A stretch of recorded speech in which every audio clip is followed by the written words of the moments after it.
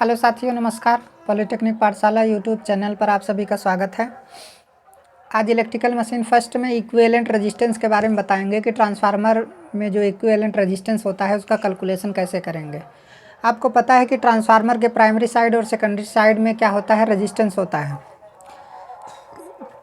Primary resistance R1 होता है, secondary resistance क्या होता है, R2 होता है। ठीक है, तो कैसे इक्विवेलेंट रेजिस्टेंस का मान हम क्या करते हैं, निकालते हैं।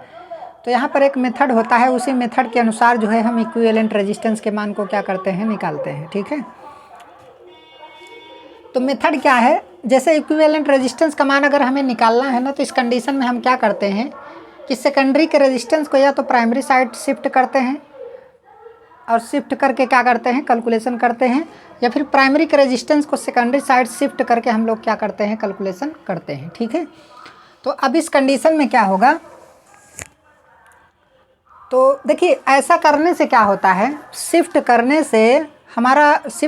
से जो हमारा रेजिस्टेंस होता है एक वाइंडिंग की तरफ कंसंट्रेट हो जाता है, जिससे कैलकुलेशन हमारा क्या हो जाता है, आसान हो जाता है और उसे समझने में भी क्या होती है, आसानी होती है। ठीक है, तो इस वजह से शिफ्टिंग को हम क्या करते हैं, यूज करते हैं। अगर हम शिफ्टिंग प्रॉपर्टी नहीं यूज करेंगे तो हमें प्राइमरी साइड कैलकुलेशन करना पड़ेगा, फिर सेकेंडरी साइड कैलकुलेशन करना पड़ेगा, तो तमाम सारे प्रॉब्लम्स होते हैं। तो जब इक्विवेलेंट रेजिस्टेंस निकाल लेंगे, इक्विवेलेंट रिएक्टेंस निकाल लेंगे, इक्विवेलेंट इम्पीडेंस निकाल लेंगे, समझ में इक्विवेलेंट ईएमएफ निकाल लेंगे, इक्विवेलेंट करंट निकाल लेंगे, तो उस कंडीशन में क्या होगा, हम एक इक्विवेलेंट सर्किट क्या करते हैं, पढ़ते हैं। और उस इक्विवेलेंट सर्किट को पढ़ लेंगे तो ट्रांसफार्मर का फेजर डायग्राम जो होता है बहुत ही अच्छे तरीके से हमें समझ में आ जाता है। ठीक है, तो कैलकुलेशन को आसान करने के लिए हम शिफ्टिंग प्रॉपर्टी को क्या करते हैं, यूज करते हैं। तो यहाँ पे सबसे पहले हम देखते हैं कि ट्रांसफार्मर में प्राइमरी वाइंडिंग रेजिस्टेंस R1 तथा सेकेंडरी वाइंडिंग रेजिस्टेंस R2 होता है। ठीक है, तुल्य प्रतिरोध ज्ञात करने के लिए दोनों के रेजिस्टेंस R1 या R2 को किसी एक वाइंडिंग की तरफ शिफ्ट करना पड़ता है। दोनों रेजिस्टेंस को एक वाइंडिंग में कंसंट्रेट करने से कैलकुलेशन आसान हो जाता है तथा समझने में क्या होती है, आसानी होती है। ठीक है, अब यहाँ पे देखिए शिफ्ट हम किस बेसिस पे करेंगे। माना कि सेकेंडरी के रेजिस्टेंस को हमें प्राइमरी के साइड क्या करना है, शिफ्ट करना है। समझ में आया, सेकेंडरी के रेजिस्टेंस को हमें प्राइमरी साइड क्या करना है, शिफ्ट करना है। तो सेकेंडरी के रेजिस्टेंस को हम प्राइमरी साइड शिफ्ट इस आधार पे करेंगे कि सेकेंडरी का रेजिस्टेंस R2 जितना पावर लॉस I2 के साथ कर रहा है, उतना ही पावर सेकेंडरी के रेजिस्टेंस R2 को प्राइमरी में शिफ्ट करने के बाद I1 के साथ करना पड़ेगा। समझ में आया, तब जा कर के ये बैलेंस बनेगा। नहीं तो प्राइमरी साइड जा कर के वो ज़्यादा पावर लॉस करने लगेगा तो उस कंडीशन में शिफ्ट करने का कोई मतलब नहीं निकलेगा। समझ में आया, तो ऐसे मतलब ज़्यादा पावर लॉस करेगा तो ये डिज़ाइन अच्छी नहीं होगी। ठीक है, तो हम ऐसा व्यवस्था बनाते हैं कि जितना R2 I2 के साथ पावर लॉस करेगा उतना ही पावर लॉस इसे प्राइमरी में शिफ्ट करने के बाद जो है R1 I1 के साथ पावर लॉस करना पड़ेगा, तब जाके हम क्या करेंगे, शिफ्ट करेंगे। ठीक है, तो यहाँ पर मैंने लिखा है कि इस बेसिस पे हम क्या करते हैं, शिफ्ट करते हैं।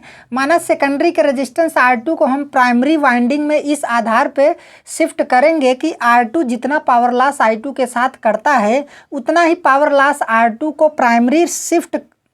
प्राइमरी साइड शिफ्ट करने के बाद, यहाँ पर प्राइमरी साइड शिफ्ट करने के बाद I1 के साथ करना होगा। R2 को प्राइमरी में शिफ्ट करने के बाद R2 डैश से रिप्रेजेंट करते हैं। जब R2 को हम प्राइमरी साइड शिफ्ट करेंगे तो उसे R2 डैश से क्या करते हैं, रिप्रेजेंट करते हैं। तो ये बात तो आपको समझ में आ गई भाई, R2 जितना I2 के साथ पावर लॉस करेगा उतना ही R2 को प्राइमरी साइड में शिफ्ट होने के बाद I1 के साथ पावर लॉस करना पड़ेगा, तब जाके हम ये शिफ्टिंग प्रॉपर्टी यूज करेंगे। अगर ज़्यादा पावर लॉस करेगा तो उस कंडीशन में ऐसा हम बिल्कुल नहीं कर पाएंगे। ठीक है, तो हमें पावर लॉस नहीं चाहिए ना, इफ़िशेंसी हमारी क्या हो जाएगी, डाउन हो जाएगी। तो यहाँ पर ध्यान से देखिए, I2 का स्क्वायर इंटू R2 बराबर I1 का स्क्वायर इंटू R2 डैश हो जाएगा, क्योंकि जब सेकेंडरी के रेजिस्टेंस को प्राइमरी साइड हम शिफ्ट करेंगे तो उस रेजिस्टेंस का मान R2 डैश हो जाएगा। तो R2 डैश I1 के साथ उतना ही पावर लॉस करेगा जितना R2 जो है I2 के साथ कर रहा है। समझ में आया, तो ये दोनों पावर लॉस आपस में क्या होंगे, बराबर होंगे। अब आपको पता है कि यहाँ पे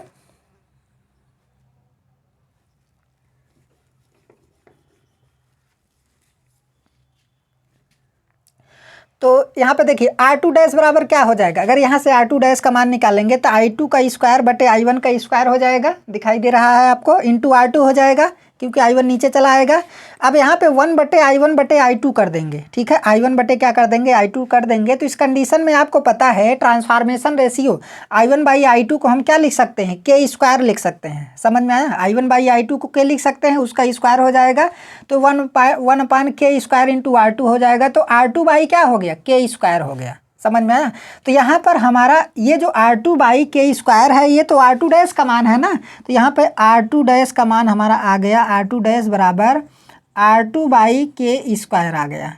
इसका मतलब क्या है, इसका मतलब ये है, इसका मतलब ये है कि जब सेकेंडरी के रेजिस्टेंस को हम प्राइमरी साइड शिफ्ट करेंगे तो हमें उसमें के स्क्वायर से भाग देना पड़ेगा, समझ में आया, हमें उसमें के स्क्वायर से भाग देना पड़ेगा और इस पूरे रेजिस्टेंस को हम R2 डैश से क्या कर देंगे, रिप्रेजेंट कर देंगे, समझ में आया। तो ये चीज़ हमें क्या करना है, ध्यान देना है।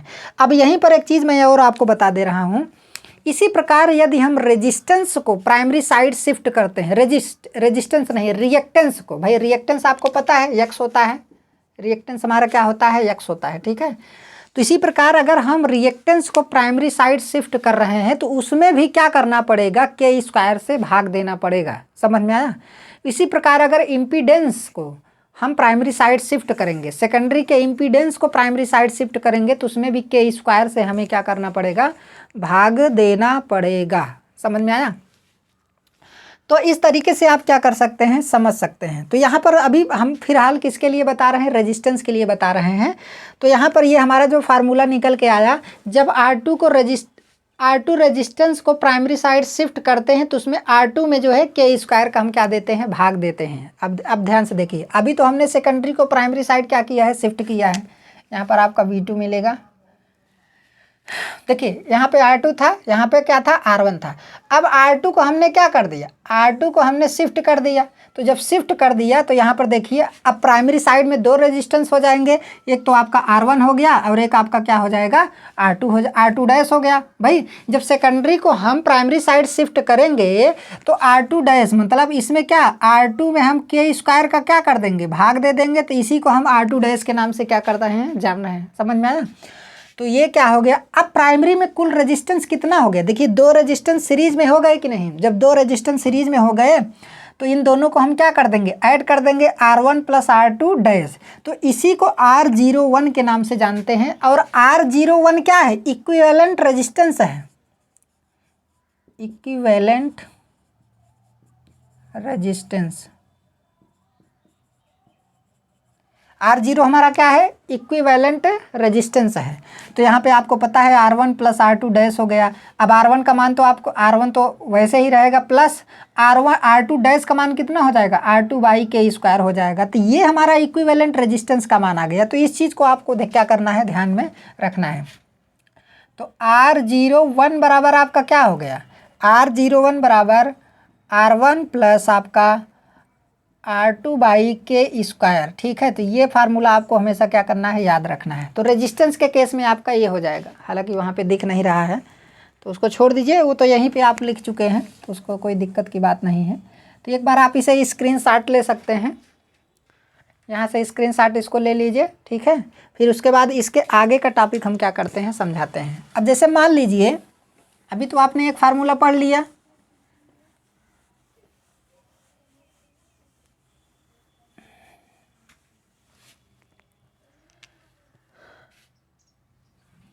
आप ध्यान से देखिए।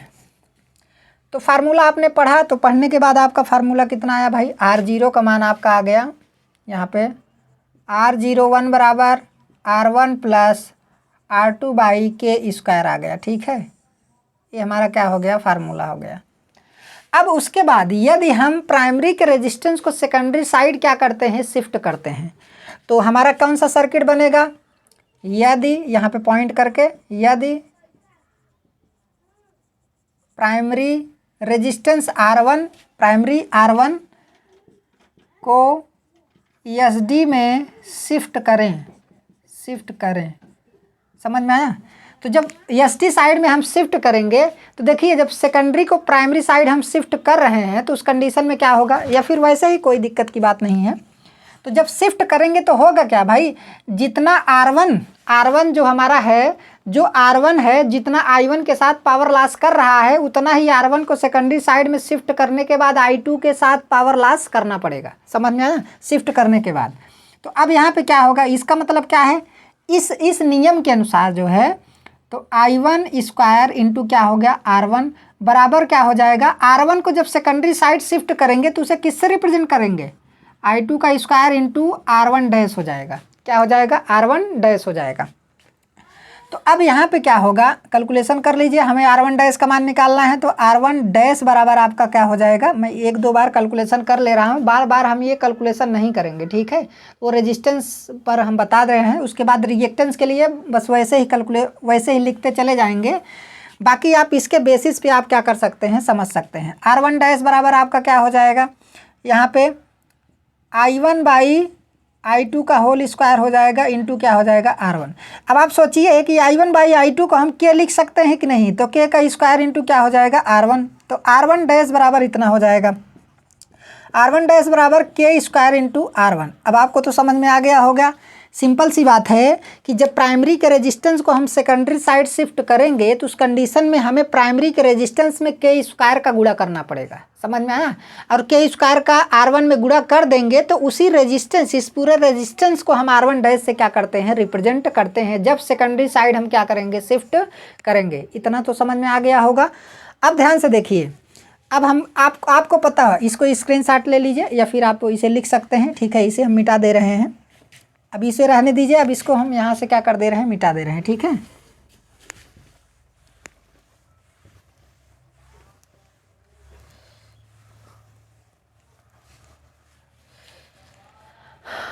अब ध्यान से देखिए, अब ये वाला रेजिस्टेंस हमें इस साइड क्या करना है, शिफ्ट करना है, ठीक है। तो ये हमारा क्या हो गया, ट्रांसफार्मर। हालांकि बार बार कोर बनाने की ज़रूरत नहीं है, लेकिन मैं बना दे रहा हूँ।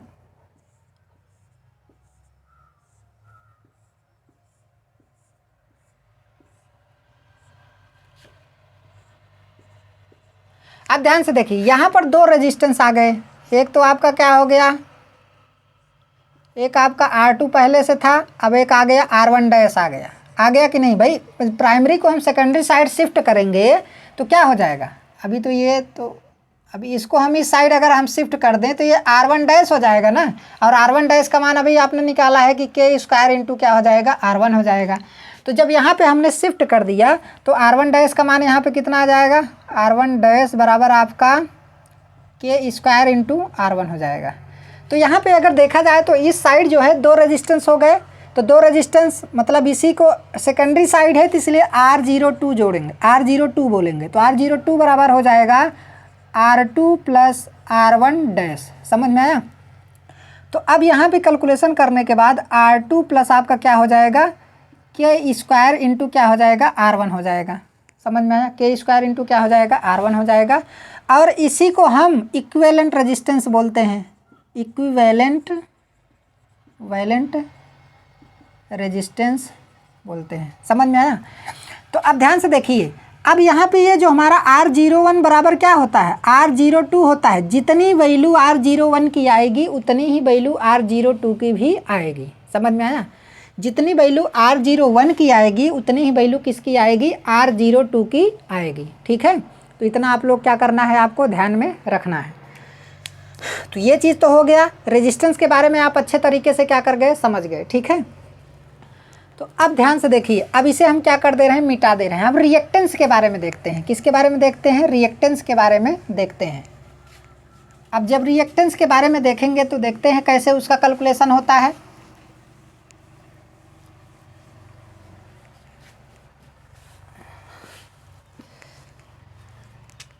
इक्विवेलेंट रिएक्टेंस,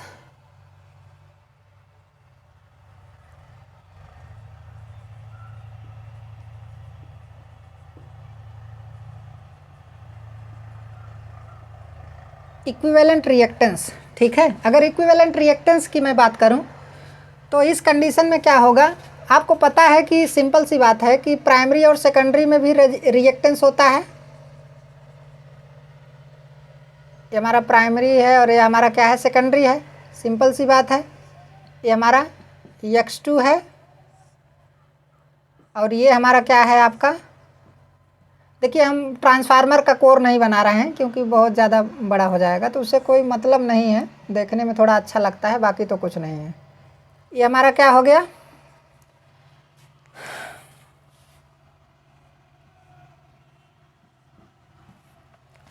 अब हम क्या करेंगे, x2 को प्राइमरी साइड क्या करेंगे, शिफ्ट करेंगे। x2 को हम किस साइड शिफ्ट करेंगे, प्राइमरी साइड शिफ्ट करेंगे। तो प्राइमरी साइड शिफ्ट करेंगे तो क्या हो जाएगा, x2 डैश हो जाएगा। तो इस कंडीशन में इसे जब हम इस साइड शिफ्ट करेंगे तो ये सर्किट हमारा कुछ इस टाइप का बन जाएगा।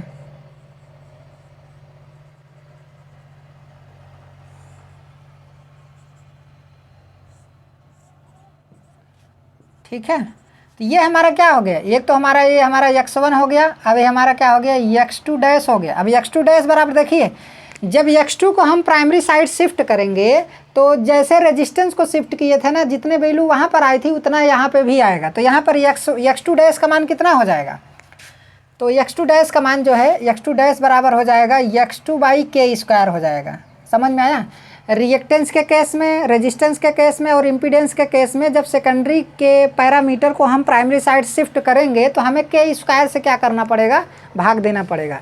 तो यहाँ पर x2 डैश बराबर कितना होगा, x2 डैश बराबर आपका कितना हो जाएगा, x2/k² हो जाएगा। जब हम यहाँ पे क्या लिखेंगे, जब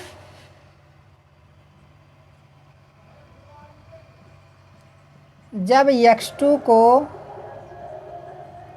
प्राइमरी में शिफ्ट करेंगे तो क्या हो जाएगा, x2 डैश बराबर आपका x2/k² हो जाएगा। समझ में आया। x2 डैश बराबर आपका कितना हो जाएगा, तो इतना आपको क्या करना है, ध्यान में रखना है। तो अब आप देख रहे हैं कि ये दोनों किस में है, सीरीज में है। तो दोनों सीरीज में है तो इसका मतलब है कि अभी साइड जो है कितने रिएक्टेंस हो गए, एक तो हमारा ये हो गया। अब जब प्राइमरी साइड अगर मैं प्राइमरी साइड की मैं बात करूं तो यहाँ पर x01 बराबर आपका x1 प्लस क्या आ गया, x2 डैश आ गया। अब इसी को हम लिख सकते हैं x01 बराबर x1 प्लस आपका क्या लिख सकते हैं, ध्यान से देखिए, x2 आपका क्या हो जाएगा, k² हो जाएगा। तो ये हमारा क्या हो गया, फार्मूला हो गया। अब इसी को इक्विवेलेंट रिएक्टेंस बोलते हैं, इक्विवेलेंट रिएक्टेंस। इक्विवेलेंट क्या हो गया, हमारा रिएक्टेंस हो गया। समझ में आया। लेकिन ये कब था, जब x2 को हम प्राइमरी साइड क्या करेंगे, शिफ्ट करेंगे। समझ में आया। जब x2 को हम किस साइड शिफ्ट करेंगे, प्राइमरी साइड शिफ्ट करेंगे। तो ये चीज़ हो गया, इसका आप लोग स्क्रीनशॉट ले सकते हैं। अब इसको हम मिटा दे रहे हैं।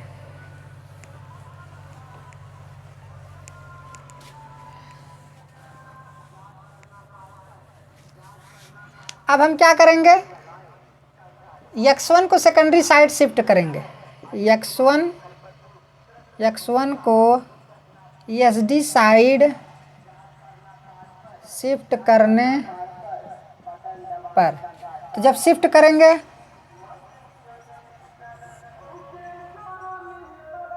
तो यहाँ पर 2 रिएक्टेंस हो जाएगा।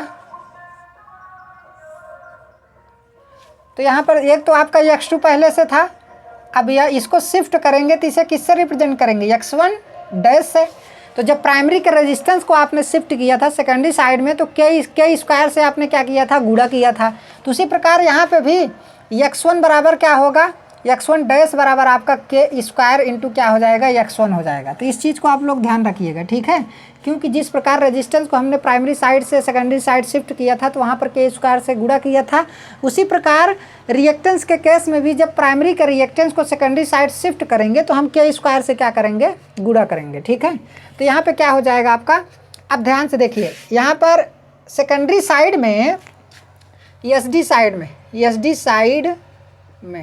तो SD साइड में क्या है आपका भाई, 2 रिएक्टेंस आ गया। XD साइड इक्विवेलेंट रिएक्टेंस की अगर मैं बात करूं तो यहाँ पर क्या हो गया, x2 प्लस आपका x1 डैश हो गया। समझ में आया। अब आपको पता है कि x02 बराबर x2 plus x1 k² into क्या हो जाएगा, x1 हो जाएगा, ठीक है। तो ये हमारा क्या हो गया, फार्मूला हो गया।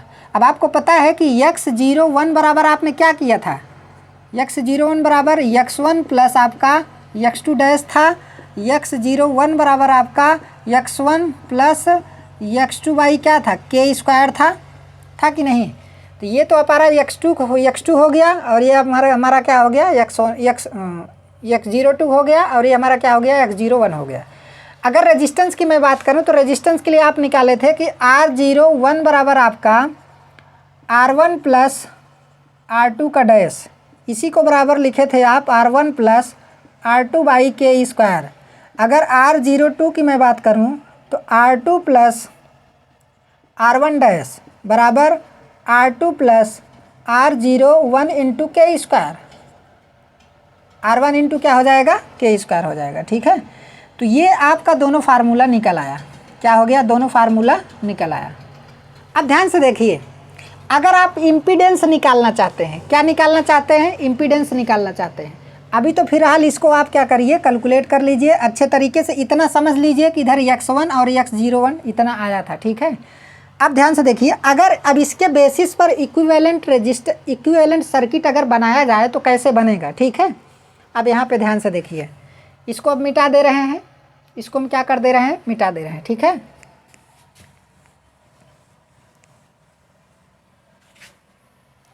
ये तो आपको याद ही हो गया होगा। अब यहाँ पे देख लेते हैं, अगर हम x01 और R01 को लेते हैं, मतलब ये क्या है, प्राइमरी साइड का इक्विवेलेंट रेजिस्टेंस है। मतलब ओवरऑल जो है प्राइमरी साइड शिफ्ट करने पर इक्विवेलेंट रेजिस्टेंस है और ये भी प्राइमरी साइड शिफ्ट करने पर इक्विवेलेंट रिएक्टेंस है। तो क्या होगा भाई, प्राइमरी साइड में एक हमारा रिएक्टेंस होगा और एक हमारा क्या होगा, रेजिस्टेंस होगा और ये हमारी क्या होगी, वाइंडिंग होगी। ठीक है, उसके बाद ये हमारी क्या होगी, सेकेंडरी वाइंडिंग होगी। तो ये हमारा क्या हो गया भाई, ये तो हमारा R01 हो गया और ये हमारा x01 हो गया। समझ में आया। अब यहाँ पे आप V1 दे रहे थे। ठीक है, अब दूसरी बात क्या है, अभी देखिए आगे वोल्टेज के लिए भी हम देखेंगे। जैसे यहाँ पर क्या होता है, V2 होता है, यहाँ पर क्या होता है, V1 होता है, यहाँ पर आपका E1 होता है, यहाँ पर आपका क्या होता है, E2 होता है। तो सबको हम शिफ्ट करेंगे, सबको शिफ्ट करके हम देखेंगे। तो यहाँ पर अगर हम इम्पीडेंस की बात करें तो Z01 बराबर आप क्या लिखेंगे बताइए। Z01 बराबर आप लिख सकते हैं R01 प्लस J के टर्म में x01। समझ में आया। अब इसी को और तोड़ेंगे मरोड़ेंगे तो Z01 बराबर हो जाएगा अंडर रूट में R01 प्लस आपका क्या हो जाएगा, R01 का स्क्वायर प्लस x01 हो जाएगा कि नहीं, ये आपका क्या हो जाएगा, x01 का स्क्वायर हो जाएगा। ठीक है, तो इस चीज़ को भी आप लोग क्या कर लीजिए, कैलकुलेट कर लीजिएगा। इस चीज़ को भी आप लोग क्या कर लीजिएगा, कैलकुलेट कर लीजिएगा।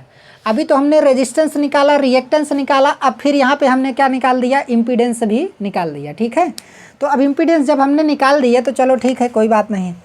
अब यहाँ पे अभी तो नीचे जगह तो बाकी है, तो इसको भी देख लेते हैं। जब हम सेकेंडरी साइड क्या करेंगे, शिफ्ट करेंगे, जब इसी x1 देखिए यहाँ पे क्या है हमारा, ये तो x02 है ना, अभी x02 को लेंगे और R02 को लेंगे, तो ये तो सेकेंडरी साइड इक्विवेलेंट रेजिस्टेंस और रिएक्टेंस है सेकेंडरी साइड की तरफ शिफ्ट करने पर। समझ में, लेकिन है तो ओवरऑल ट्रांसफार्मर का ही। अब यहाँ पे भी देखिए R01 बराबर क्या होता है, R02 और x01 बराबर क्या होता है, x02। ये सब आपस में क्या होते हैं, बराबर होते हैं। इससे भी क्वेश्चन क्या किया जाता है, पूछा जाता है। ठीक है, इतना तो आप लोग कर लिए होंगे। अब इसको हम मिटा करके हम सेकेंडरी साइड में देखते हैं। ठीक है, देखिए अब प्राइमरी साइड में क्या हुआ, प्राइमरी साइड में इम्पीडेंस, प्राइमरी साइड में इम्पीडेंस कितना आ गया, Z01 बराबर आपका कितना आ गया, R01 प्लस J के टर्म में x01। J को हटाएंगे तो Z01 बराबर अंडर रूट में आपका R01 का स्क्वायर प्लस x01 का स्क्वायर, x01 का स्क्वायर हो जाएगा। ठीक है, तो ये फार्मूला आ गया। अब हम सेकेंडरी में देखते हैं भाई, ये तो हमारा क्या हो गया, जब हमने रेजिस्टेंस और रिएक्टेंस को किस साइड शिफ्ट किया था, सेकेंडरी साइड शिफ्ट किया था। तो सेकेंडरी साइड शिफ्ट किया था तो हम सेकेंडरी साइड क्या कर लेते हैं, देख लेते हैं। ये तो हमारा प्राइमरी हो गया और ये हमारा क्या हो गया, सेकेंडरी हो गया। ठीक है, ये तो एक रिएक्टेंस होगा और एक क्या होगा, रेजिस्टेंस होगा। यहाँ पे ये हमारा V2 हो गया, ये तो हमारा V1 हो गया, यहाँ पर तो कुछ अभी है नहीं, ठीक है। यहाँ पर हमारा E1 होता है, यहाँ पर हमारा क्या होता है, E2 होता है। इसमें करंट I1 जाती है और इसमें करंट क्या जाती है, I2 जाती है। ये प्लस हो गया, ये माइनस हो गया, ये भी प्लस हो गया, ये माइनस हो गया। अब ध्यान से देखिए, अब यहाँ पे क्या होगा, ये तो हमारा X02 है ना, और ये हमारा क्या है, R02 है। तो ये X02 और R02 हो गया। तो यहाँ पर अगर Z02 निकालेंगे तो क्या होगा, मतलब इस साइड कितना इम्पीडेंस हुआ, तो Z02 बराबर, पहले अंडर रूट वाला हटा दीजिए, यहाँ पर R02 प्लस यहाँ पर J के टर्म में X02 हो जाएगा, ठीक है। अब उसके बाद J को हटाएंगे तो यहाँ पर क्या हो जाएगा, अंडर रूट में R02 का स्क्वायर प्लस X02 का स्क्वायर। समझ में आया। अब एक चीज़ आपको समझ में आ गया होगा, इतना तो समझ में आ गया होगा, आपने R02 का मान निकाल लिया और Z02 का मान क्या कर लिया, निकाल लिया, ठीक है।